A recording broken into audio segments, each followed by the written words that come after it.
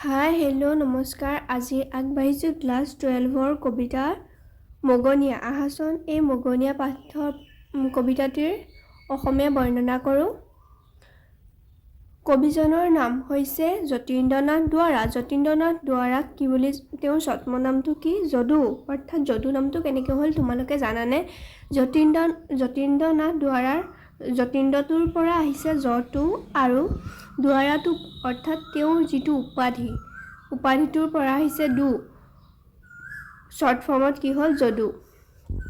পাঠটো নিৰ্বাচন কৰাৰ উদ্দেশ্য। আমাৰ পাঠ্যপুথিত এই চেপ্টাৰটো অৰ্থাৎ মগনীয়া কবিতাটোনো কিয় দিলে, সেই উদ্দেশ্যটো আহাচোন আমি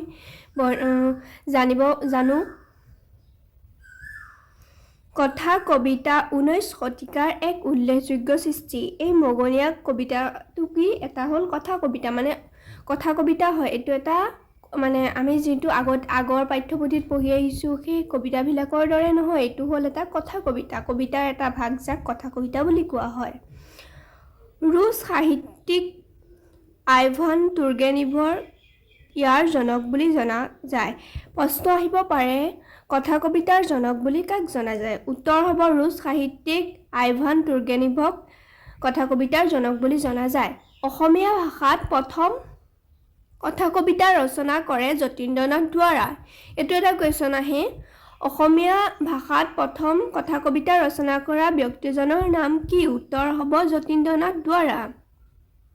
আৰু তেওঁ ৰচনা কৰা কথা কবিতা পুথিখনৰ নামটো কি? কথা কবিতা পুথিখনৰ নামটোৱে হৈছে কথা কবিতা। ইমান ইজিকে মনত ৰাখিব পাৰিছোঁ। তেওঁ ৰচনা কৰা কথা কবিতাখনৰ নামেই হৈছে কথা কবিতা। কথা কবিতাৰ সম্পৰ্কে ছাত্ৰ ছাত্ৰীক অৱগত কৰাটোৱে হৈছে এই পাঠটো নিৰ্বাচন কৰাৰ ঘাই উদ্দেশ্য। এই পাঠটো আমাৰ পাঠ্যপুথিত কিয় দিলে? এই পাঠ্যপুথিত এইটো কাৰণে দিলে যাতে আমাৰ ছাত্ৰ ছাত্ৰীসকলে কথা কবিতাৰ বিষয়ে আভাস পায়, কথা কবিতানো কি সেই বিষয়ে আমাৰ ছাত্ৰ ছাত্ৰীসকলে গম পায়। পাঠটো অধ্যয়নৰ জৰিয়তে ছাত্ৰ ছাত্ৰীয়ে কথা কবিতা কবিতাৰ মাজৰ পাৰ্থক্যখিনি বুজিব পাৰে। কথা কবিতা আৰু কবিতাৰ মাজৰ যি পাৰ্থক্য আছে সেই পাৰ্থক্যখিনি আমাৰ ছাত্ৰ ছাত্ৰীয়ে যাতে বুজি পায়, সেই উদ্দেশ্যে ক্লাছ 12ৰ পাঠ্যপুথিৰ এই কবিতাটো দিয়া হৈছে। আৰু লেখকৰ পৰিচিতি, অৰ্থাৎ আমাৰ লেখকজনৰ নাম কি আছিল? যতীন্দ্ৰনাথ দুৱৰা। যতীন্দ্ৰনাথ দুৱৰাৰ পৰিচয় পঢ়ো আহা। 1992 চনত শিৱসাগৰৰ আমোলাপট্টিত যতীন্দ্ৰনাথ দুৱৰাৰ জন্ম হয়। যতীন্দ্ৰনাথ দুৱৰাৰ ক'ত জন্ম হয়? 1992 চনত শিৱসাগৰৰ তামোলাপট্টিত যতীন্দ্ৰনাথ দুৱৰাৰ জন্ম হয়। 1909 চনত তেওঁ শিৱসাগৰৰ চৰকাৰী উচ্চ ইংৰাজী বিদ্যালয়ৰ পৰা প্ৰৱেশিকা পৰীক্ষাত উত্তীৰ্ণ হয়। তেওঁ প্ৰৱেশিকা পৰীক্ষা কোনখন কলেজৰ পৰা উত্তীৰ্ণ হয়? কিমান চনত? 1909 চনত তেওঁ শিৱসাগৰ চৰকাৰী কলেজত পঢ়িছিল, উচ্চ ইংৰাজী বিদ্যালয়ৰ পৰা। উচ্চ শিক্ষাৰ্থে তেওঁ কটন কলেজত নামভৰ্তি কৰিছিল যদিও পিছত কলকাতালৈ গৈ স্কটিছ চাৰ্চ কলেজৰ পৰা BA পাছ কৰে। তেওঁ কি কৰিছিল? প্ৰথমতে আমাৰ গুৱাহাটীত থকা কটন কলেজত তেওঁ পঢ়িবলৈ বিচাৰিছিল বা নামভৰ্তি কৰিছিল যদিও তাৰপিছত তেওঁ কি কৰিলে? কলকাতাত থকা স্কটিছ চাৰ্চ কলেজৰ পৰা তেওঁ কি কৰে? BA পাছ কৰে। তাৰ পিছত আইন আৰু MA শিক্ষাৰ আধাৰতে সামৰি শিৱসাগৰলৈ উভতি আহে আৰু তাৰপিছত তেওঁ কি কৰে? তেওঁ ল পঢ়ে। আইন হ'ল কি? ল বুলি কোৱা হয় ইংলিছত, আৰু অসমীয়াত আইন বুলি কোৱা হয়। আৰু MA পৰীক্ষা তেওঁ কি কৰে? তাতে আধাতে সামৰি তেওঁ আমাৰ শিৱসাগৰ জিলালৈ গুচি আহে, অৰ্থাৎ কলকাতাৰ পৰা গুচি আহে। ডিব্ৰুগড়ৰ জৰ্জ ইনষ্টিটিউচনত দুৱৰাই পোনপ্ৰথম শিক্ষকতা কৰিবলৈ লয়। তাৰ পিছত স্কটিছ চাৰ্চ কলেজিয়েট স্কুলত বহু বছৰ শিক্ষকতা কৰে। কিছুদিন কলকাতা বিশ্ববিদ্যালয়ৰ MA শ্ৰেণীতো অংশকালীন অধ্যাপক হিচাপে কাম কৰিছিল।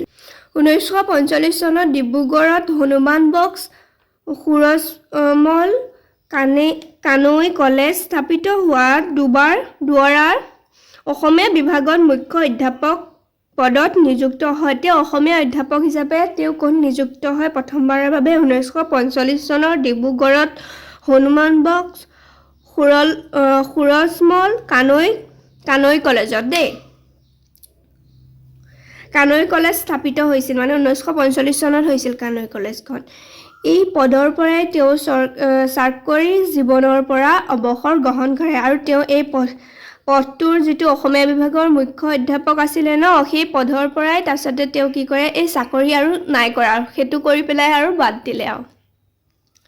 ছাত্ৰ অৱস্থাৰ পৰাই কবিতা ৰচনা কৰা দুৱৰাৰ কবিতা পুথিকেইখন হ'ল উমৰ তীৰ্থ, এইটো ইম্পৰ্টেণ্ট, আপোন সুৰ, বনফুল, মিলনৰ সুৰ আৰু মৰম সুৰ। কথা কবিতা একমাত্ৰ কবিতা পুথি, কথা কবিতাৰ পুথি, তেওঁ একমাত্ৰ কথা কবিতাৰ পুথিখনৰ নামটো হ'ল কি? কথা কবিতা। ফাৰ্চী চুফী কবি উমৰ খায়ামৰ ৰুবায়তৰ প্ৰথম অসমীয়ালৈ ভাৱানুবাদ কৰি দুৱৰাই উমৰ তীৰ্থ পুথিখন ৰচনা কৰে। তেওঁ উমৰ তীৰ্থ পুথিখন কাৰ পৰা হৈছিল? উমৰ তীৰ্থ পুথিখন জ্যোতিৰীনাথ দুৱৰাৰ কোনখন পুথিৰ ভাৱানুবাদ? সেইটো আহিলে এইটো লিখিব লাগিব যে ফাৰ্চী চুফী কবি উমৰ খায়ামৰ ৰুবায়তৰ কবিতাখনৰ নাম হৈছে উমৰ তীৰ্থ পুথি। কবিতাখনৰ প্ৰথম ভাৱানুবাদ কৰা কবিতা পুথিখনৰ নাম হ'ল উমৰ তীৰ্থ। তেওঁ ক'ৰ পৰা অনুপ্ৰাণিত হৈছিল? ফাৰ্চী চুফী কবি উমৰ খায়াম। বনফুল কবিতা পুথিৰ বাবে দুৱৰাই সাহিত্য একাডেমী লাভ কৰে। আমাৰ যতীন্দ্ৰনাথ দুৱৰাদেৱে কি বঁটা লাভ কৰে? সাহিত্য একাডেমী বঁটা লাভ কৰে। কোনখন কবিতা পুথিৰ কাৰণে? বনফুল। তেওঁক কি বুলি জনা যায়? বনফুলৰ কবি বুলিও জনা যায়। এই বঁটা লাভ কৰা তেওঁৱে প্ৰথম অসমীয়া আছিল আৰু তেওঁৱে প্ৰথমজন অসমীয়া আছিল যিয়ে সাহিত্য একাডেমী বঁটা প্ৰথমবাৰৰ বাবে লাভ কৰিছিল। 1945 চনত গুৱাহাটীত অনুষ্ঠিত অসম সাহিত্য সভাৰ ৪বিংশ অধিৱেশনত দুৱৰাই সভাপতিত্ব কৰে আৰু তেওঁ কি কৰে? 1955 চনত যিখন অধিৱেশন হৈছিল ন, ৪বিংশ অধিৱেশন হৈছিল, হয়, অসম সাহিত্য সভাৰ যিখন ৪বিংশ অধিৱেশন হৈছিল আমাৰ গুৱাহাটীত, তেওঁ কি কৰে? সভাপতি আছিল। আৰু 1964 চনত শিৱসাগৰত দুৱৰাৰ মৃত্যু হয়। ইমানখিনি আছিল কবি পৰিচয়। আহাচোন আজি মূল পাঠটোলৈ আহোঁ। মই বাটেদি গৈ আছিলোঁ, এটা বুঢ়া বেমাৰী হাল চাল ওলোৱা মগনীয়াৰ আহি মোৰ ওচৰত থিয় হ'লহি। তাৰ ওঠ শেঁতা, চকু দুটা ৰঙা আৰু গাত ফটা কাপোৰ সৰি সি দুখত পৰি কেনেকুৱা হৈছে, চকুৰ আগত দৰিদ্ৰতাৰ কেনে জ্বলন্ত শোক লগা দৃশ্য। সি সেই উখহা অপৰিষ্কাৰ হাতখন মেলি মোক সহায় খুজিলে। মই চোলাৰ মোনাত হাত সুমাই একোকে নেপালোঁ। টকা নাই, ঘড়ী নাই, অইনকি এখন উমালো নাই। মই মোৰ লগত একোকে অনা নাছিলোঁ। মগনীয়াটোৱে তেতিয়াও মোৰ ওচৰতে হাত পাতি থিয় হৈ আছে আৰু তাৰ দুৰ্বল শৰীৰ কঁপিবলৈ ধৰিছে।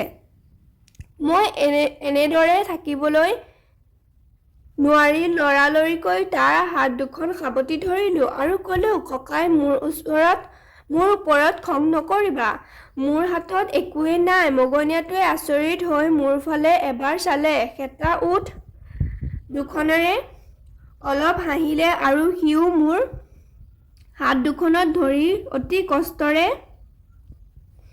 মাত লগালে, কি হ'ল? একো কথা নাই, ইয়াৰ কাৰণে অশেষ ধন্যবাদ, ইও এটা দান।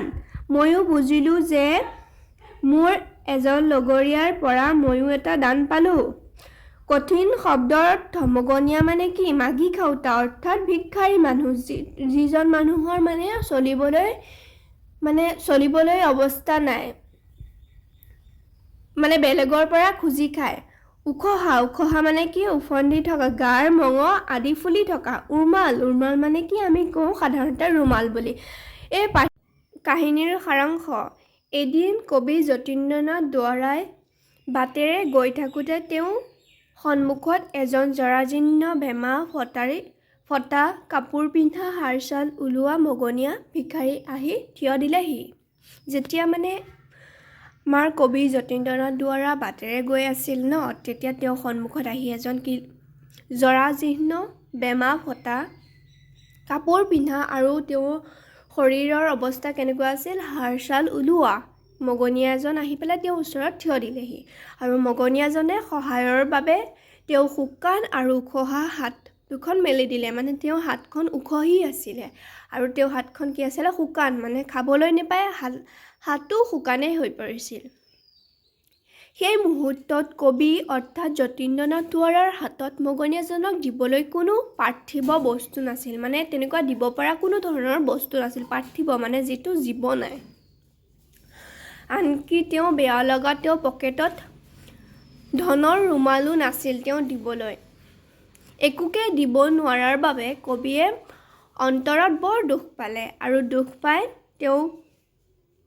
মগনীয়াজনক কপা হাত দুখন নিজৰ হাতৰ মাজত সাৱটি ধৰিলে আৰু কবিজনে কি কৰিলে আমাৰ কবি যতীন্দ্ৰনাথ দুৱৰাই মগনীয়াজনৰ যি হাতখন কঁপি আছিলে ন ঠাণ্ডাতেই নে বা খাবলৈ নোপোৱাৰ কিবা চাগে বেমাৰ আছিলে তেনেকুৱাও হ'ব পাৰে কিয় কঁপি আছিলে সেইটো দিয়া নাই তেওঁ হাতখন খালি কঁপি আছিলে বুলি দিছে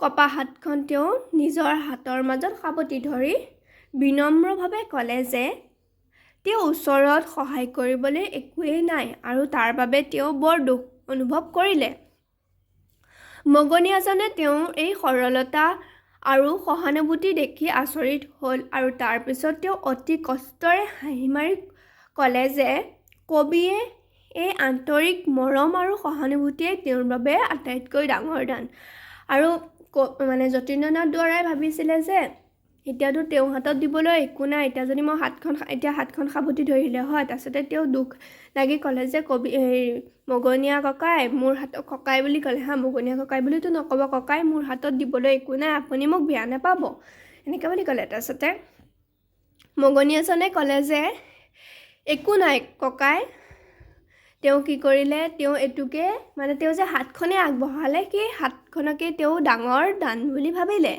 মগনীয়াজনৰ এই আন্তৰিক ধন্যবাদে কবিৰ মনটোৱে শান্ত কৰিলে আৰু কবিও যেন কাৰোবাক সহায় কৰি এটা দান পোৱাৰ দৰে এক অপাৰ মানসিক শান্তি লাভ কৰিলে ইমানখিনিয়ে আছিল কবিতাটোৰ সাৰাংশ তোমালোকে যদি ভাল পোৱা ভিডিঅ'টো লাইক কমেণ্ট শ্বেয়াৰ কৰিবা আৰু ছাবস্ক্ৰাইব কৰিবলৈ নাপাহৰিবা থেংক ইউ ফৰ ৱাটছিং